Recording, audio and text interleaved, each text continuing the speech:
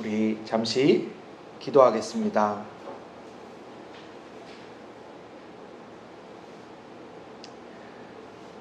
함께 기도하며 세상살이에 바빴던 저희들의 호흡이 주님 안에 잠잠하여지기를 원합니다.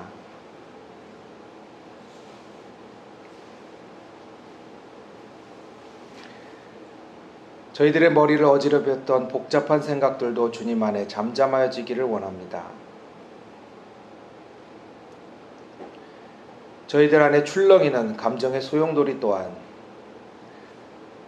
하나님 앞에서 잠잠하여지기를 원합니다.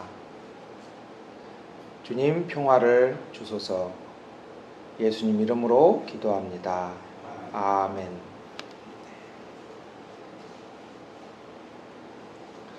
여러분 한 주간 하나님께서 주시는 평안 가운데 거하셨습니까? 한 주를 한번 돌아보실 수 있기를 바라고, 또 격정과 같이 파도치는 한 주를 보내신 분들도 많죠.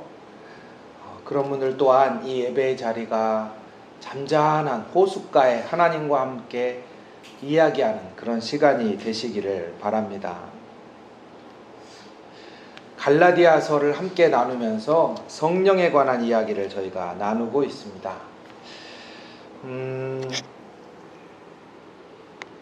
많은 학자들과 전문가들이 이렇게 진단을 하는데요.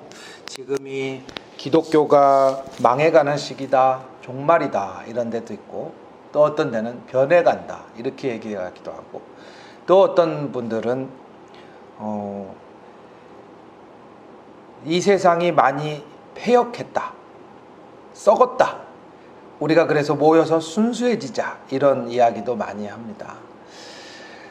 어디에나 똑같이 신앙의 이름이고요, 어디에나 똑같이 믿음의 이름을 붙입니다. 그래서 이스라엘하고 이란하고 미국이 있잖아요. 제가 그걸 보면서 이제 사실은 이 종교학계에서는 이슬람교나 기독교나 유대교를 부르는 한 가지 명칭이 있습니다. 그 명칭이 뭐냐면 아브라함계 종교라고 불러요.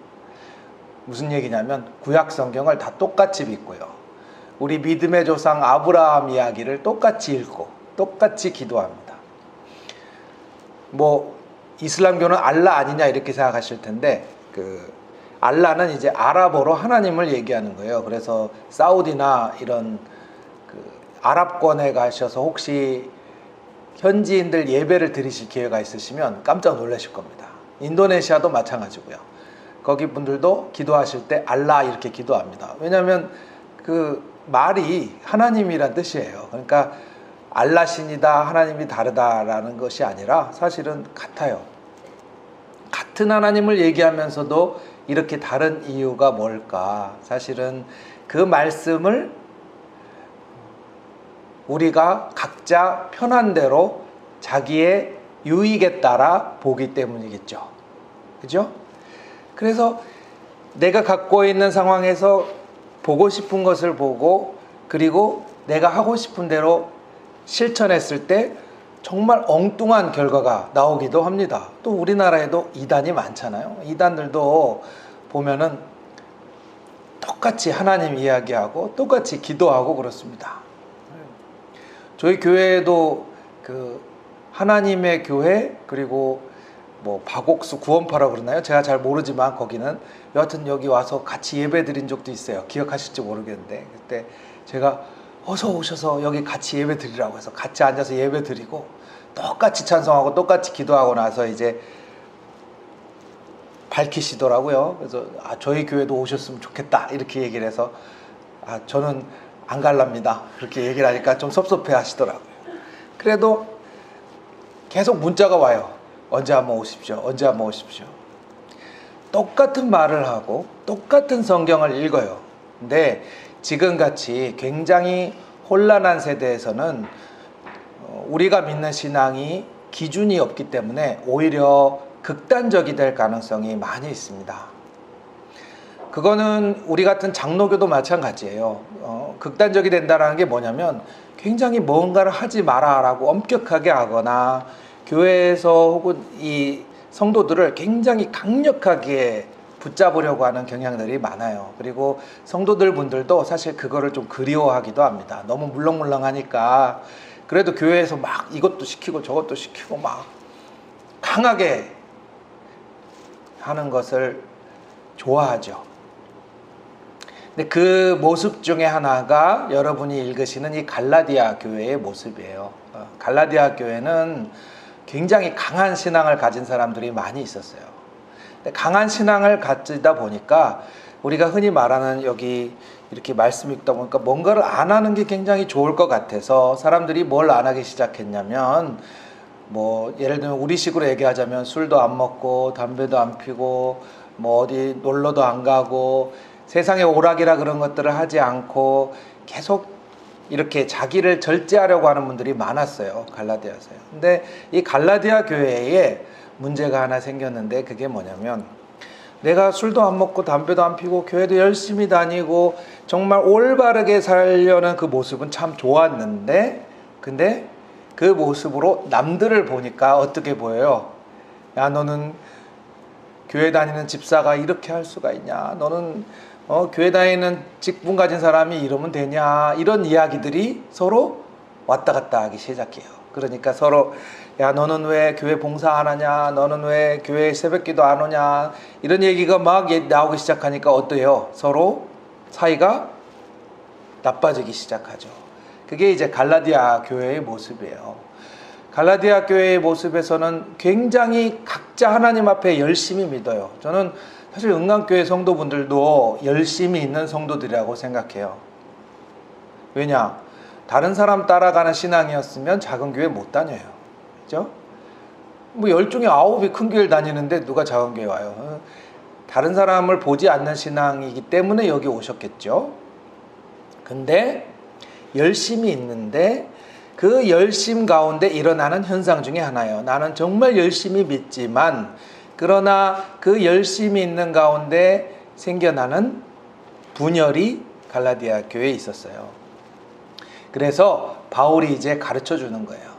열심히 믿다 보면 여러분들처럼 오랫동안 작은 교회에서 열심히 섬기고 내가 하나님 사랑합니다, 주님 사랑합니다 열심히 가져가다 보면 뭔가 우리 안에 더 하고 싶고 더 하고 싶어 하는 욕구가 있어요. 그 욕구가 뭔가 강력했으면 좋겠는데 뭔가 이렇게 복음이란 게 물렁물렁해 보일 때 그때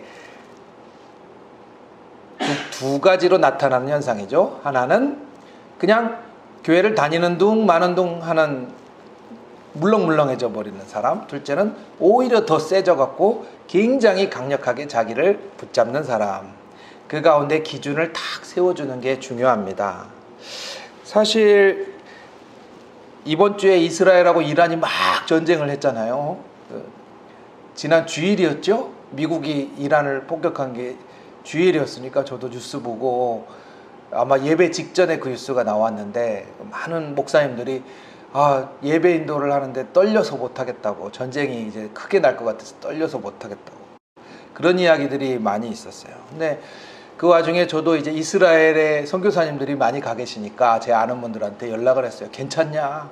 몸 괜찮냐? 막 미사일 날라오고 그런데 괜찮냐? 그랬더니 진짜 한낮에도 막 슝슝 하늘에서 막 계속 뻥뻥 터지고 그래서 무섭지만 그러나 선교사님들 가정은 대부분은 요르단으로 가지 않고 그 미사일이 좀 덜 떨어지는 곳이 있거든요. 거기가 어디냐면 예루살렘이에요. 예루살렘은 이슬람교도 성지고 기독교도 성지기 때문에 거기는 미사일을 웬만하면 안 쏘거든요. 그래서 거기로 피해서 이렇게 가족이 같이 기도하면서 있습니다. 이런 얘기를 들었어요. 근데 거기서 또 재밌는 걸 하나 보내주셨어요. 그건 뭐냐면 많은 그 유대교를 거룩하게 믿는 사람들이 길거리 나와서 엄청 시위를 하는 거예요. 데모를 막 했어요. 무슨 시위를 하나 봤더니 이란하고 전쟁하지 마라. 팔레스타인 사람 죽이지 마라. 막 그러면서 시위를 해서 막 잡혀가요. 이스라엘은 전쟁 중이잖아요. 전쟁 중이니까 그런 시위를 하면 막 사정없이 막 때리고 막 감옥으로 잡아가거든요. 그런 와중에도 이 유대교 성직자들이 막 성경책을 들고 나와서 막 전쟁하지 마라, 팔레스타인 사람 죽이지 마라 막 그러면서 막 시위를 하다가 잡혀가요. 아주 작은 모습이죠. 뉴스에는 안 나오는 모습이에요. 근데 보면은 뭐 길게 얘기할 수는 없지만 지금 그 안에서 성경을 잘 깊이 연구하고 그 기준에 따라 순수하게 가고자 기준을 맞춰가는 사람들은 평화를 말할 수밖에 없는데 그게 이스라엘 정부도 왜곡돼 있어요. 평화가 아니라 전쟁의 방식으로 하나님 뜻이라고 계속 얘기를 하죠. 이란 정부도 마찬가지일 거예요. 그 와중에 기준이 없어서 흔들릴 때 갈라디아서는 우리한테 그만 싸우고 하나님께서 뭐라고 말씀하신지 들읍시다 라고 하고 쭉 이야기를 들어주는 거예요. 그리고 그 말씀을 들어야 되는 이유를 쭉 적어놨어요. 그리고 갈라디아서는 사실 비유로 얘기하거나 돌려 말하거나 이런 게 없어요. 굉장히 적나라하거든요. 여러분이 읽으시면서 그냥 딱 읽어도 이게 무슨 뜻인가 다 알 수 있잖아요. 투교하지 마라, 방탕하지 마라, 우상 숭배하지 마라. 그냥 딱 읽어도 다 드러날 정도로 쉽고 정확하고 직설적으로 얘기하는 성경이 갈라디아서입니다. 그 와중에 우리와 함께 이 말씀을 나누면서 제가 드리고 싶은 말은 이 말씀의 내용보다 이 말씀을 대하는 태도입니다. 태도라고 하니까 제가 잔소리하는 것처럼 들리실지도 모르겠습니다. 태도라는 게 뭐냐면 하나님의 말씀 가운데 있는 성령대로 움직여가는 것을 바울은 제시했어요.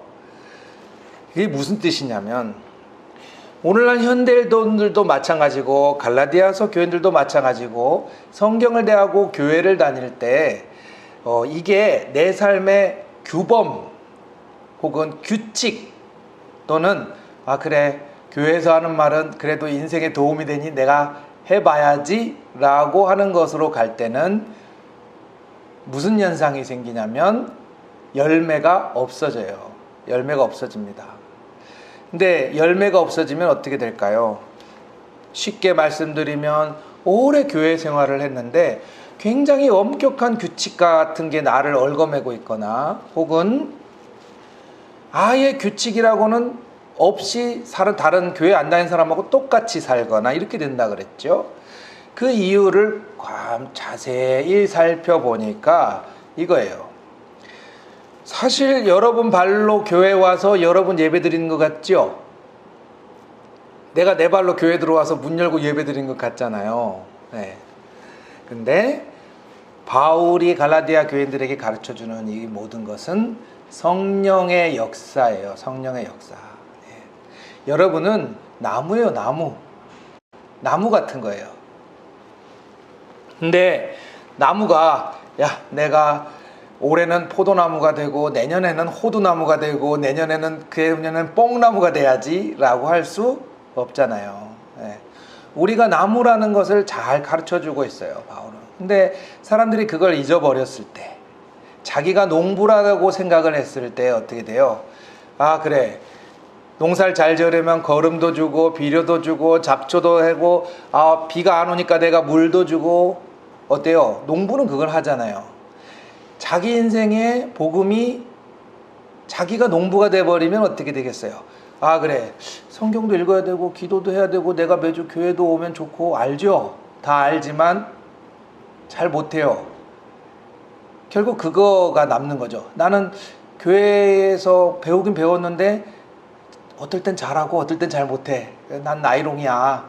어떨 때는 그래 뭐 그런 거 마음 쓰지 말고 그냥 교회 안 나가고 말지. 괜히 마음에 부담감 갖지 말자 이럴 수도 있고요. 이런 원인 중에 하나가 바로 내가 농부라서 그래요. 내가 내 인생에 물도 주고 햇살도 주고 거름도 주고 다 해야 되거든요. 그랬을 때는 어떻게 돼요? 제가 바울의 이야기를 조금 현대적으로 풀어낸 거지만 내 마음을 가만히 들여다보니까 내 안에 믿으면 믿을수록 분노가 있어요. 분노가 생길 수밖에 없어요. 나 자신에 대한 분노가 자꾸 생겨요. 왜? 잘 못하거든요. 내가 뭘 해야 되는지는 아는데 잘 못하네. 분노가 자꾸 생겨요. 근데 또 갈라디아 교회 뭐 어때요? 그걸 잘하는 분들은 남을 보면서 분노가 생겨요. 나는 잘하는데 너는 왜 못하냐? 너는 왜 주일 성수를 그렇게 못하냐? 이 분노가 생겨요. 이 모든 것들이 사실 뭐 안에서 새롭게 정리됐으면 좋겠냐? 우리는 나무예요. 이렇게 간단하게 한 단어로 말씀드리는 이유는 기억하기 쉽게 하기 위해서 그래요. 길게 말씀드리는 게 아니라 저는 나무입니다. 그리고 태도라 그랬죠. 하나님께서 우리 가운데 일하실 거예요. 그게 힘이에요. 하나님께서 우리를 가꾸실 거예요. 하나님께서 우리를 만들어 가실 거예요. 그게 신앙의 힘이에요. 내가 교회를 나오는 게 힘이 아니에요. 교회를 나오는 게 힘이 아니라 내가 여기에 나오게까지 만드신 하나님을 아는 게 힘이에요.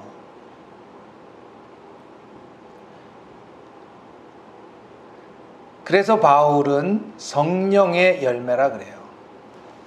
사실 여기 나오는 성령의 열매 보면은 도덕책에 나오는 얘기 거의 비슷합니다. 뭐 사랑 좋죠. 희락, 화평, 오래 참음, 자비, 양선, 충성, 온유, 절제 얼마나 좋아요. 다 좋아요. 아마 유튜브만 봐도 이건 다 나와요. 사람과 온유하게 잘 지내는 법, 예를 들면 뭐 내가 먹는 것 좀 절제하고 다이어트 하는 법 이런 거 다 나오죠. 그죠? 잘 나와요. 근데 그 태도는 뭐가 달라요? 그거 다 내가 하는 거잖아요. 내가 살 빼서 내가 먹을 거 자제해갖고 내가 건강해야지 그러면 뭐가 돼요? 거울 보면 화나요. 또 어떤 사람은 다이어트에 성공한 사람은 옆에 엄청 뚱뚱한 사람 보면 어이구 미련한 인간, 다른 사람 보고 화나요. 그게 다 뭐예요? 내가 할 때. 그러나 바울이 얘기한 거는 이게 좋다는 거는 넘버 2 중요한 게 아닙니다. 하나님이 일하실 거예요. 이게 우선이에요. 가장 밑바닥에 있는 거예요. 여러분도 오늘 은강교회에 오셔서 앉아있는 이유는 하나님께서 일하셨기 때문이에요. 그래서 바울은 갈라디아 사람들한테 사랑도 좋다, 온유도 좋다, 뭐 돈 아끼고 사람들하고 잘 지내고 검소하고 화평하고 얼마나 좋아요. 다 좋은데 그 와중에 이 모든 거를 하나님이 하시도록 내가 나무처럼 하나님 앞에 쫙 나아가기를 원하는 그거를 기본으로 봤어요. 그래서 오늘 갈라디아서에 이거를 그냥 사실은 어떻게 보면 예배 시간이 아니고 집에서 그냥 성경책을 펴서 읽으면 갈라디아 사람들하고 비슷하게 읽게 돼요. 아, 사랑해야지, 온유해야지, 화평해야지, 절제해야지. 잊지 마세요. 열매입니다. 우린 나무예요. 나무는 열매를 선택할 수 없습니다. 나무는 열매를 선택할 수 없어요. 오직 한 가지를 선택할 수 있어요. 농부의 손길. 농부의 손길에 대해서 내가 온전히 내어드리는 것이에요. 저는 여러분들이 그래서 이 예배 시간에 하나님 앞에 온전히 내어드리시기를 권해드립니다. 그러면 하나님께서 일하시는 것을 여러분이 보시게 될 겁니다. 그것이 바로 열매예요. 열매. 그럴 때 어때요? 내가 열심히 공부해서 성적을 좋게 받은 사람은 내 덕이지만 그러나 정말 무지랭이 같이 나는 머리가 너무 나쁜데 선생님 잘 만나서 내가 공부를 잘하게 됐어요. 그러면 선생님한테 무슨 마음이 생겨요? 고맙잖아요. 이거예요. 예배 드리는 이유? 하나님 고마워요. 하나님 고맙습니다. 내가 오늘 하나님이 아니셨다면 인생에 어떤 자리에 있을지 모릅니다. 이것이 아주 중요한 기도거든요. 아주 중요한 기도기 때문에 드리면 드릴수록 어때요? 엎드려질 수밖에 없어요. 왜? 하나님이 일하셨잖아요. 오늘 여러분들의 직장과 삶이 하나님이 일하셨기 때문에 라는 그 태도 가운데 시작할 때에 바울은 열매라고 표현해주고 있어요. 절대로 우리가 이뤄낸 것이 아닙니다. 그러므로 그 열매라는 거, 내가 이 모든 게 하나님이 주신 열매구나 하고 안고 가면 이 예배 시간이 참 풍성하실 거예요. 어렵게 말하면 이것이 전통적으로 동양에서는 뭐라고 얘기하냐면 뭐랑 차이가 있냐면 전설의 고향에 많이 나온 얘기인데 업이라고 들어보셨죠? 업. 좀 어려운 인도 말로는 카르마라고 하는 업. 업은 어때요? 업은 내가 착한 일 많이 해서 업을 쌓아서 내 공덕도 만들어가고 내 인생에 잘 펴지게 하는 거예요. 근데 우리는 그게 아닙니다. 절대로 헷갈리지 마십시오. 우리는 하나님께서 우리 가운데 심으신 것을 우리가 지켜보는 사람입니다. 오랫동안 업을 쌓을 수 없다라는 걸 깊숙이 성찰해 가는 겁니다. 그러니 옆에 있는 다이어트에 실패한 사람과 다이어트에 성공한 내가 같으며, 설사 내가 다이어트에 실패하고 이 사람 성공했을지라도 너와 내가 같습니다. 다만 한 가지, 하나님께서 우리를 돌보신다라는 것을 매주 함께 나누시기를 바랍니다. 저는 오늘 이 간단한 이야기 하나로 갈라디아서를 여러분에게 열어드리고 내려갈 것입니다. 성도 여러분, 성경은 우리에게 절대로 도덕책이 될 수 없습니다. 그렇다고 읽을 때마다 좌절하지도 마십시오. 단지 살아계신 하나님의 영이 이 시간 여러분들을 붙잡고 계심을 한 시간도 잊지 마시길 바랍니다. 그 성령이 어떻게 여러분들에게 일하시는지를 기대하고 나아가시기를 바랍니다. 복음을 심지어 글자 하나도 모르는 어부도 감동시켰던 것이 하나님의 복음입니다. 그런데 오늘 여러분들처럼 저처럼 공부할 거 다 하고 세상에 혜택 다 누린 사람이 복음을 이해할 수 없겠습니까? 그 단순한 복음은 하나님 앞에 성령께서 일하심을 알고 나무처럼 살아가는 것일 겁니다. 여러분의 기도가 그리 감사하고 풍성하게 되기를 축원합니다. 같이 기도하겠습니다. 성령께서 이 시간에 우리 교회의 장로님들을 붙드시기를 간절히 기도합니다. 하나님, 성령께서 이 시간에 우리 교회의 권사님들을 붙들어 가꿔주시기를 기대하며 기도합니다. 하나님, 우리 교회 집사님들과 또한 하나님 우리 교회 성도들을 성령께서 붙잡아 주시기를 기도합니다. 하나님, 우리 교회의 청소년들과 어린이들 주님께서 나무처럼 가꿔주실 줄을 믿습니다. 인간의 모든 계획이 무너지는 그곳에 성령께서 일하십니다. 오늘 감사한 마음으로 나아가겠습니다. 월요일부터 토요일까지 성령께서 부으시는 놀라운 역사를 기대합니다. 예수님 이름으로 기도합니다. 아멘.